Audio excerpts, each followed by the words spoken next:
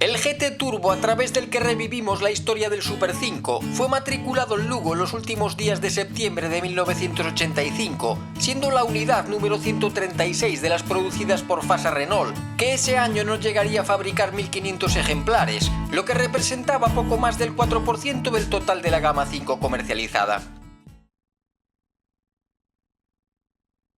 Las líneas redondeadas y atractivas que Michel Bouet había imaginado hace medio siglo para el 5 demostrarían su vigencia hasta el comienzo de la década de los 90, con la llegada de los Clio.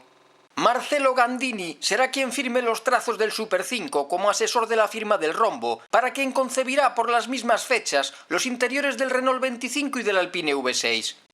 En una labor impecable, digna de un miniaturista, como la describirá su compatriota Giugiaro, el italiano acentuaba la forma de cuña de la carrocería, integrando en esta todos sus accesorios para mejorar el coeficiente de penetración aerodinámico, cifrado en un valor de 0,36 en esta primera versión del GT Turbo, y que descenderá a 0,35 en las variantes de 120 caballos, dotadas de un spoiler en el portón. Por tanto, ahora las puertas cubrirán el montante central, el parabrisas estará pegado a la estructura y las ópticas traseras no sobresaldrán en las esquinas. En esta segunda entrega, el 5 de 3 puertas roza los 3,60 metros de longitud, siendo la distancia entre ejes de 240 centímetros, igual por ambos lados del monocasco, a diferencia de los primeros 5, donde las barras de torsión paralelas hacían que la batalla fuese desigual. Las llantas de aleación de 13 pulgadas calzan neumáticos 175 en perfil 60, frente a los 195-55 en llantas de chapa utilizados en la Copa Nacional Renault, donde se prescindiría además de los faros de niebla para aumentar la refrigeración de los frenos delanteros. El habitáculo del Renault 5 GT Turbo se corresponde con lo que podamos esperar de un pequeño utilitario con un carácter marcadamente deportivo, en el que como tal se incluyen determinados elementos destinados a diferenciarlo de sus hermanos de gama. Como en estos, el salpicadero y la consola central, realizados en plástico rígido, aparecen envueltos en una estructura de polipropileno que trataba de imitar un suave tejido vaquero, y que tendrá continuidad en la zona inferior de las puertas, mientras que los asientos abandonarán el diseño tipo pétalo tan querido por la firma del Rombo en los años 80, y contarán con un tapizado y unas formas específicas, incluso en los propios reposacabezas de altura regulable. Aunque la anchura al nivel de los codos aumentaba 9 centímetros en las plazas delanteras y 13 en las posteriores respecto al 5, el espacio destinado atrás para las rodillas de los pasajeros crecía en menor proporción a pesar de la ubicación transversal del motor, resultando un tanto justo. La instrumentación, que en las versiones superiores del 5 se tomaba de los 11, es bastante completa en el GT Turbo y se caracterizaba por su grafía y sus agujas en color rojo. Incluye un manómetro del aceite, que informa también del nivel del lubricante únicamente al iniciar la marcha, y un indicador de la presión del turbocompresor, situado en la misma esfera que el cuentarevoluciones.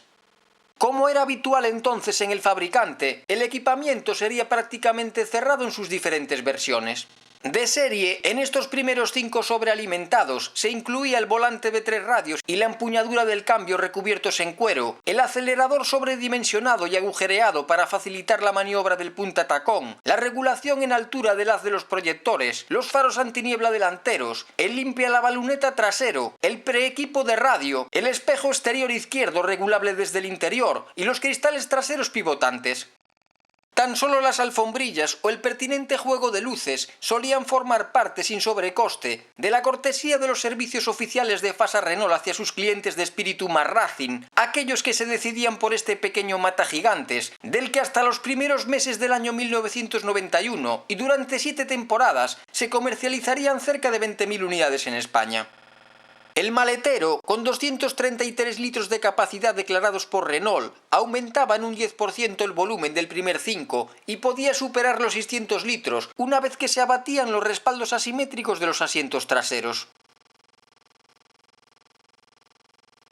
Presente en la oferta de Renault desde 1962, el robusto y veterano motor Sierra con árbol de levas lateral, bloque de fundición y cigüeñal de 5 apoyos, será el encargado de animar al 5 GT Turbo, donde se aprovechaba la experiencia en la sobrealimentación de la firma francesa, pionera en el empleo de esta técnica en la Fórmula 1 en 1977. A diferencia de sus predecesores, el Alpine Turbo francés o el Copa Turbo español con su misma cilindrada, la culata aquí será en forma de cuña con las válvulas en línea en lugar de la hemisférica Gordini. El carburador monocuerpo trabajará soplado por un turbocompresor Garrett T2, en lugar de aspirar la mezcla gasolina-aire como lo hacía el primitivo T3 de mayor tamaño, y se dispondrá de un intercambiador de calor para rebajar la temperatura del aire comprimido, desde los 100 hasta unos 65 grados centígrados. Sus 1.397 centímetros cúbicos serán capaces de entregar 117 caballos DIN a 5.700 revoluciones por minuto y un par máximo de 16,8 kilogramos a 3.000 vueltas, suficientes para acelerar los 865 kilos declarados de 0 a 100 en 8 segundos y conseguir una velocidad punta de 201 km/h. Si en el tren delantero con conjuntos McPherson, tomado de los 9 y 11, se recurría a unos muelles y amortiguadores reforzados, todavía más en los Copa destinados a los circuitos nacionales, el puente trasero equiparía un novedoso tren de 4 barras de torsión, 2 de ellas antibalanceo, en sustitución del de 2 barras presente en el resto de la gama. El sistema de frenado, con doble circuito y servofreno, estará formado por discos a las 4 ruedas, con los delanteros ventilados de 238 milímetros de diámetro, y la dirección de cremallera sin asistencia, fijada en 4 puntos al bastidor en lugar de 2, necesitará 3 vueltas y cuarto de volante para pasar de extremo a extremo. Autopista ensayaba este vehículo llamado ser un clásico en el otoño del año 85, subrayando sus prestaciones extraordinarias, el poder de sus frenos, su excelente visibilidad y un cambio de manejo muy rápido y excelente escalonamiento que permitía cruceros de 180 km/h sin la menor dificultad.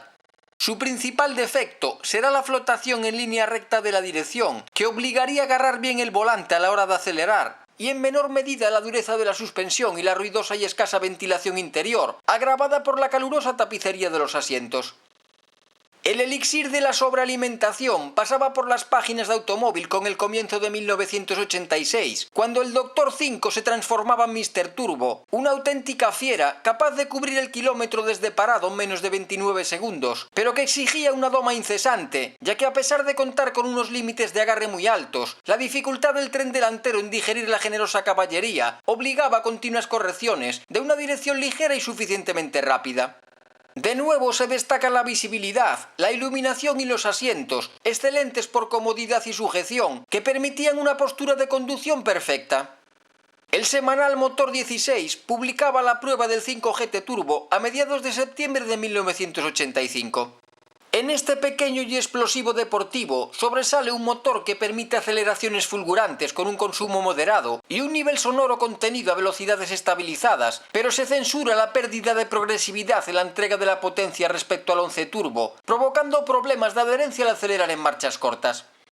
Aun siendo un coche muy ágil, la suspensión excesivamente dura penalizará el confort de los ocupantes y las reacciones en curva, además de castigar los diferentes elementos que componen el habitáculo, en general bien acabado y presentado, como era costumbre en el fabricante.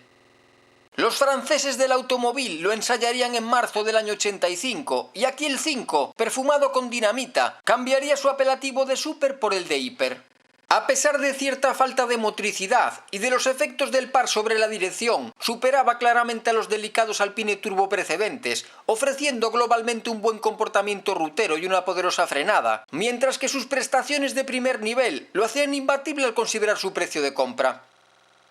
Los ocupantes estarían bien tratados en su interior gracias a un confort de suspensión calificado de muy bueno, pero se reprocharían ciertas carencias de equipamiento en la dotación. Aunque a diferencia de los primeros GT Turbo españoles, los elevalunas eléctricos y el cierre centralizado mediante el clip de infrarrojos se ofrecían en Francia como opción, allí el respaldo trasero sería abatible en una sola pieza. Esta pequeña bomba sería analizada también por los belgas de Le Monitor Automobile, que anotaban como principales cualidades de este formidable rutero su motor elástico y brillante a la par que razonablemente sobrio, la caja de cambios agradable y bien escalonada, su dirección precisa y deportiva, la actuación impecable de los frenos y la favorable relación entre eficacia y comodidad de la suspensión. En el DB se anotaba una línea excesivamente fantasiosa, infantil y recargada, que además no mejoraba el coeficiente aerodinámico de las versiones más modestas. un comportamiento delicado en suelo deslizante, solo apto para las manos de Ragnotti, y una postura de conducción elevada, al contar con unos asientos magníficos, pero situados un poco altos respecto al volante. Durante los primeros años en los mercados, el 5 GT Turbo tuvo como principales rivales, por tamaño, prestaciones y filosofía, a un trío muy especial formado por sus compatriotas GTI del grupo PSA, Visa y 205, y por el italiano Fiat Uno Turbo IE, todos ellos de 105 caballos. Frente a esta concurrencia que sabía jugar oportunamente sus cartas, el Renault sería el único en contar con un motor de balancines alimentado mediante carburación, que no obstante le permitía obtener la mayor potencia, la velocidad punta más elevada y las mejores cifras de aceleración del lote, sin desmerecer los valores de consumo, donde serían decisivos sus desarrollos más largos, indicando todo ello el buen hacer de los motoristas que trabajaban para la empresa del rombo. Si el Visa aportaba como nota original las 5 puertas en una carrocería ya superada, serían los más modernos 205 y 1 los rivales más duros frente a los que debía medirse el GT Turbo. Más homogéneo, discreto y aerodinámico, y dotado de una irreprochable estabilidad, el GTI de Peugeot estaría lastrado en España por su condición de importado, lo que hacía que la diferencia de precio entre ambos fuese de nada menos que de un 20% a favor del vallisoletano. Pese a ello, el 205 aportaba una mayor habitabilidad y un equipamiento y una instrumentación más completa, mientras que el brillante y civilizado 1600 de inyección electrónica se mostrará menos sediento y más dispuesto a la hora de recuperar desde bajas velocidades en las relaciones más largas.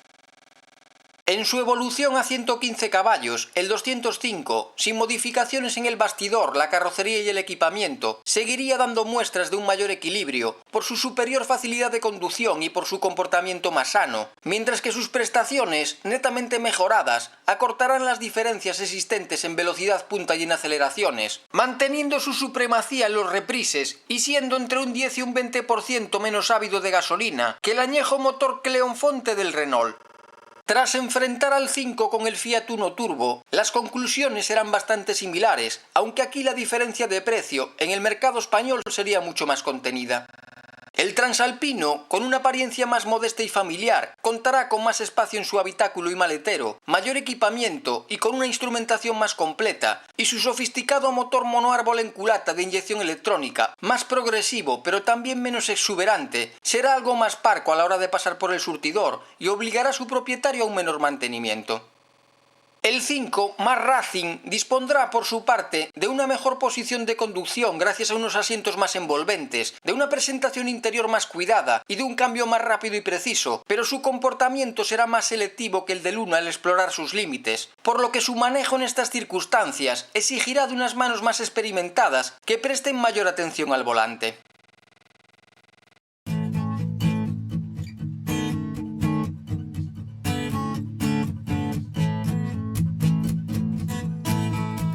Fiel representante del coche deportivo utilitario, mito por antonomasia del automóvil popular de los años 80, el 5 GT Turbo, explosivo, desenfadado e incluso políticamente incorrecto, consagraba a Renault como fabricante de motores sobrealimentados, una técnica con la que los franceses lograban resultados sorprendentes a partir de un bloque de concepción absolutamente clásica.